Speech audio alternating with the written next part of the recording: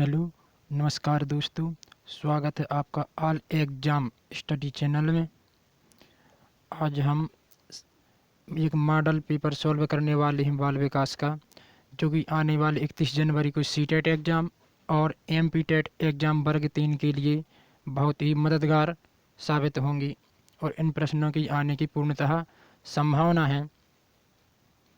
यदि आपको वीडियो अच्छा लगता है तो लाइक करें और हमें कमेंट करके सजेशन ज़रूर दें और चैनल को सब्सक्राइब कर लें और नोटिफिकेशन बेल को ऑन कर दें ताकि आपको लेटेस्ट वीडियो प्राप्त हो सकें। तो चलिए हम शुरू करते हैं। सीटेट का ही बाल विकास का मॉडल पेपर है, इसमें 30 प्रश्न हल करेंगे।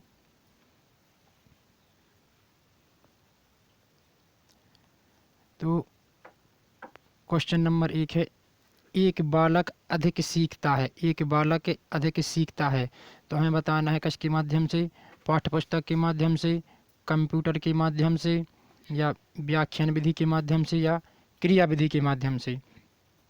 तो जो छोटा बालक होता है वो सबसे ज़्यादा क्रिया विधि के माध्यम से सीखता है। बालक को क्रिया विधि से पढ़ाया जाए तो बालक सबसे जल्दी सीखता है।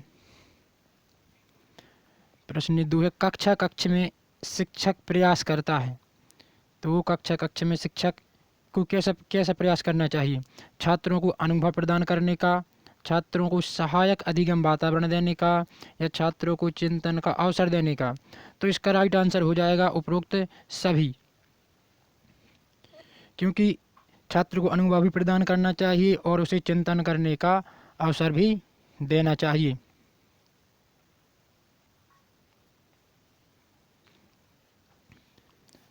प्रश्न क्रमांक 3 पर आते हैं। तो शिक्षा के दो प्रमुख उद्देश्य कौन कौन से हैं। शिक्षा के दो प्रमुख उद्देश्य बताना है अपन को।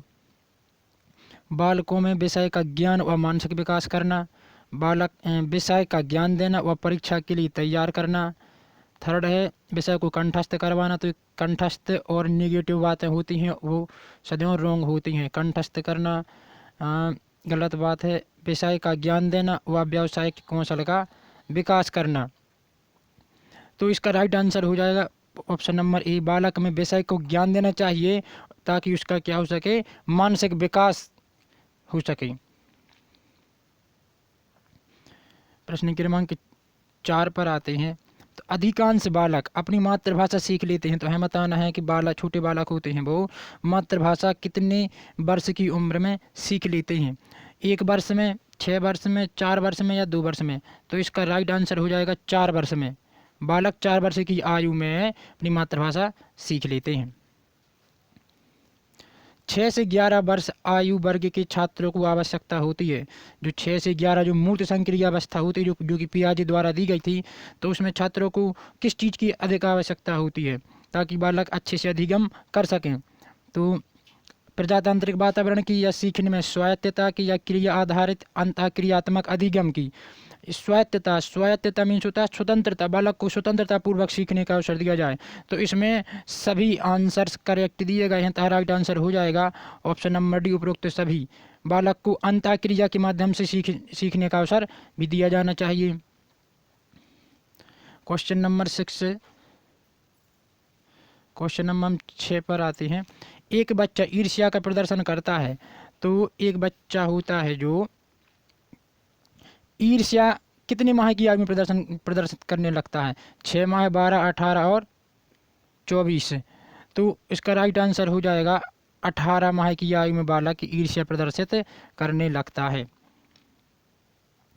प्रश्न क्रमांक 7 पर आते हैं। जो बालक होता है विविध प्रकार से सीखते हैं तो हमें बताना किस प्रकार से सीखते हैं। शिक्षक के भाषण द्वारा, प्रयोग द्वारा, विवेचन द्वारा, प्रश्न पूछकर, क्रिया करके तथा चिंतन करके, और शिक्षक के द्वारा निर्देशित, नियंत्रित, पाठ्यपुस्तक आधारित द्वारा उपरोक्त में से कोई नहीं। तो इसका राइट आंसर हो जाएगा दोस्तों बी नंबर।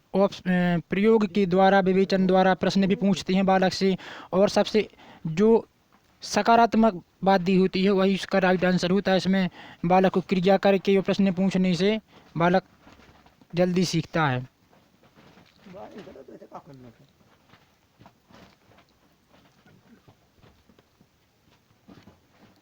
क्वेश्चन नंबर 8 है 6 से 11 वर्ष आयु वर्ग के बालक की विशेषताएं निम्नलिखित में से कौन सी है। जो 6 से 11 आयु वर्ग के बालक होते हैं उनमें कौन सी विशेषताएं पाई जाती हैं। बालक स्वाभाविक एवं सक्रिय अधिगमकर्ता होते हैं, सीखने के लिए शिक्षकों पर डिपेंड करते हैं, बालक शिक्षक से ज्ञान प्राप्त करते हैं, बालक सीखने में रुचि नहीं लेते हैं। तो बालक सीखने में नहीं रुचि लेते, ये नेगेटिव ऑप्शन, शिक्षक पर डिपेंड नहीं करते हैं। तो बालक क्या होते हैं, इसका राइट आंसर हो जाएगा ऑप्शन नंबर ए की बालक सक्रिय अधिगमकर्ता होते हैं। बालक सक्रिय अधिगमकर्ता होते हैं और स्वाभाविक रूप से बालक सीखते हैं। प्रश्न क्रमांक 9 पर आते हैं सृजनशील बालक के बारे में कौन सा कथन सही नहीं है।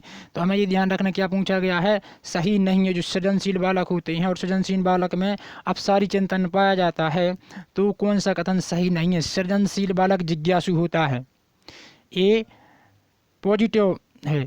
सृजनशील बालक साहसी नहीं होता है, तो इसमें कौन सा कथन सही नहीं। सृजनशील बालक बहिर्मुखी भी होता है, महत्वाकांक्षी भी होता है और जिज्ञासु भी होता है, लेकिन ऐसा नहीं है कि बालक सृजनशील बालक साहसी नहीं होता है। तो यही नेगेटिव ऑप्शन है। तो इसका राइट आंसर हो जाएगा ऑप्शन नंबर बी, क्योंकि सृजनशील बालक साहसी होता है, डरपोक नहीं होता है। प्रश्न क्रमांक 10 पर आते हैं नवीन ज्ञान की प्राप्ति होती है काय के द्वारा होती है। नवीन ज्ञान की प्राप्ति ज्ञान के स्थानांतरण के द्वारा, रटने के द्वारा, अनुभव के द्वारा, अर्थ ढूंढने के द्वारा।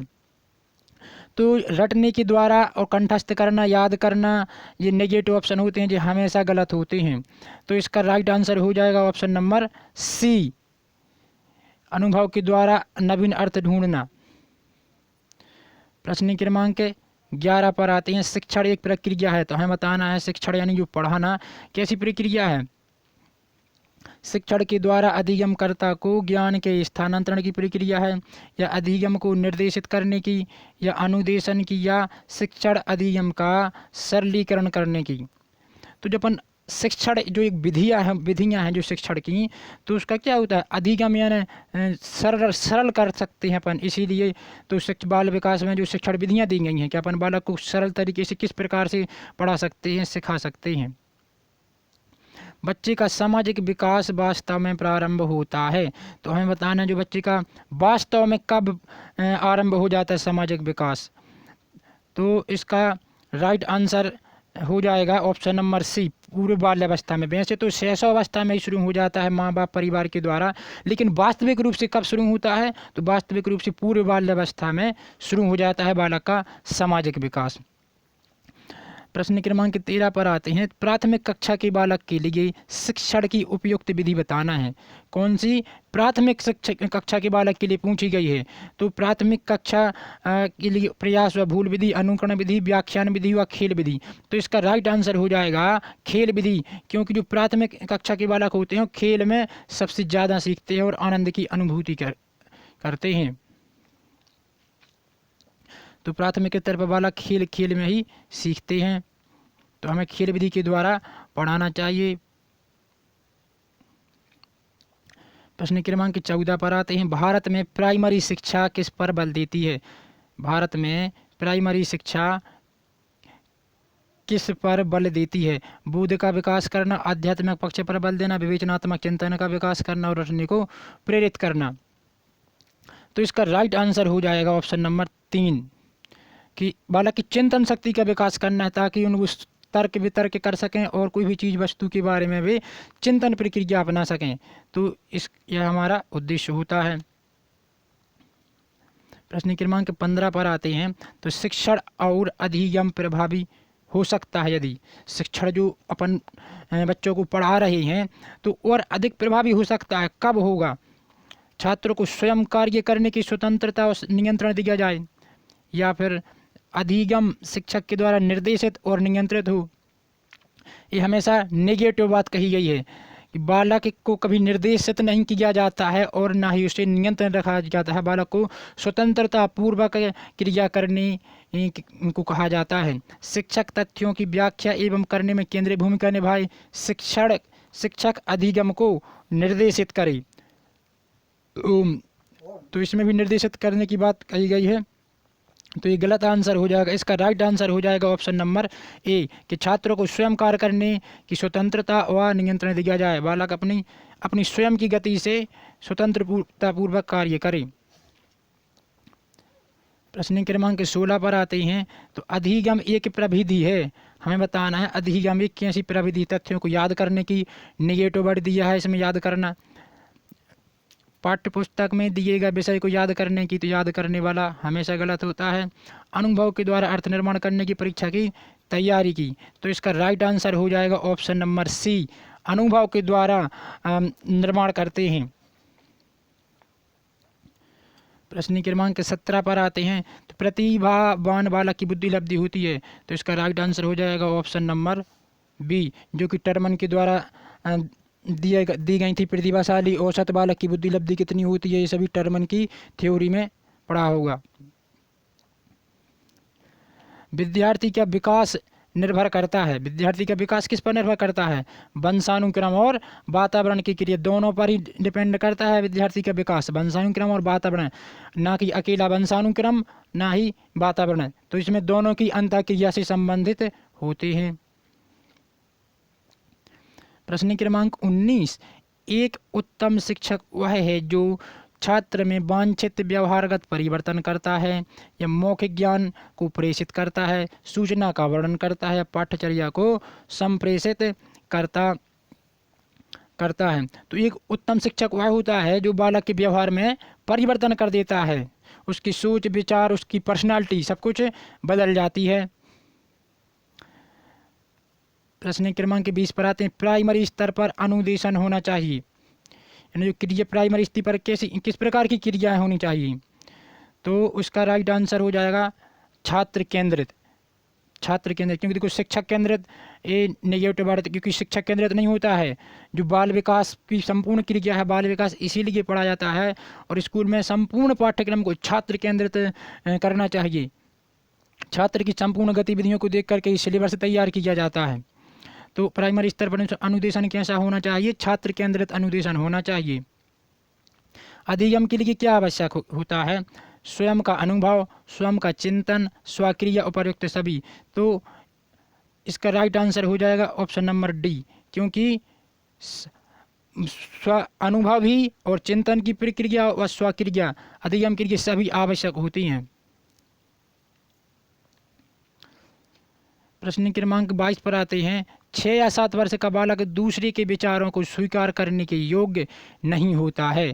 तो क्यों नहीं होता है दूसरे के विचारों को स्वीकार करने योग्य? क्योंकि वह बहुत छोटा होता है, क्योंकि वह अधिगम, वह अहम केंद्रित होता है, और थर्ड है क्योंकि वह बुद्धिमान नहीं होता है, क्योंकि वह कल्पनाशील होता है। तो इसका राइट आंसर हो जाएगा दोस्तों, क्योंकि वह अहम केंद्रित होता है, यह इसलिए वह दूसरे के विचारों को नहीं मानता है, वह स्वयं अपनी ही बात पर जिद करता है। प्रश्न क्रमांक 23 पर आ गए हैं। 6 से 11 वर्ष आयु के वर्ग को सीखने के लिए क्या आवश्यक होता है? हमें बताना है कि जो 6 से 11 वर्ष की आयु के बालक होते हैं वो कैसे सीखते हैं। तो इसमें देखो रटने वाली बात आ गई, तो ये तो रॉन्ग हो जाएगा। मूर्त क्रिया, अनुभवों की उपलब्धता, शिक्षक द्वारा ज्ञान का स्थानांतरण, कक्षा में उच्च स्थान प्राप्त करने की प्रेरणा। तो ये भी जरूरी नहीं होता है कि उच्च स्थान ही प्राप्त करें, बालक को सीखना जरूरी होता है। तो उसमें अनुभव ये अपने आप में पॉजिटिव वर्ड होता है, अनुभव, अवसर देना, अंतःक्रिया, तो ये से वर्ड अपने आप में पॉजिटिव वर्ड होते हैं। तो मूर्ति क्रिया और अनुभव के द्वारा, तो इसका राइट आंसर हो जाएगा ऑप्शन नंबर ए। प्रश्न क्रमांक 24 पर आ जाते हैं। निम्न में से किसकी भूमिका पूर्व बाल्यावस्था में बालक के संवेगात्मक विकास के हेतु सर्वाधिक महत्वपूर्ण होती है? कौन सा विकास करना है हमें? संवेगात्मक विकास करना है बालक का। और कि कौन सी अवस्था है? पूर्व बाल्यावस्था में। तो पूर्व बाल्यावस्था में जो संवेग यानी जो डर, क्रोध, अपने आप पर नियंत्रण करना, भूख प्यास, तो ये सभी संवेगात्मक विकास के अंतर्गत आते हैं। तो प्रारंभिक बाल्यावस्था, पूर्व बाल्यावस्था की बात कही गई है। तो बालक किसके संपर्क में रहेगा? माता पिता के संपर्क में रहेगा पूर्व बाल्यावस्था में। तो उन्हीं पर डिपेंड करता है, माता पिता पर, बालक की संवेगों का विकास। उनके माता पिता यदि चिड़चिड़े स्वभाव के होंगे, उनके घर में झगड़ा होता होगा, तो ये वैसे ही बच्चों की प्रवृत्ति होगी। शिक्षा मनोविज्ञान है, विशुद्ध विज्ञान, व्यवहारिक विज्ञान, मानक विज्ञान, या उपरोक्त में से कोई नहीं। तो इसका राइट आंसर हो जाएगा व्यवहारिक विज्ञान, क्योंकि जो शिक्षा मनोविज्ञान है यह एक व्यवहारिक विज्ञान है, शिक्षा मनोविज्ञान। व्यक्तित्व मापन का स्याही धब्बा परीक्षण है। तो हमें बताना जो व्यक्तित्व मापन का जो विधियां दी गई हैं, एक आत्मनिष्ठ विधि, वस्तुनिष्ठ विधि, प्रक्षेपण विधि। तो यह है स्याही धब्बा, रोरसा स्याही धब्बा परीक्षण बोलते हैं इसको। इसका आविष्कार हरमन रोरसा के द्वारा किया गया था। तो यह एक प्रक्षेपण विधि है। व्यक्तित्व मापन की कैसी विधि है? यह एक प्रक्षेपण विधि है।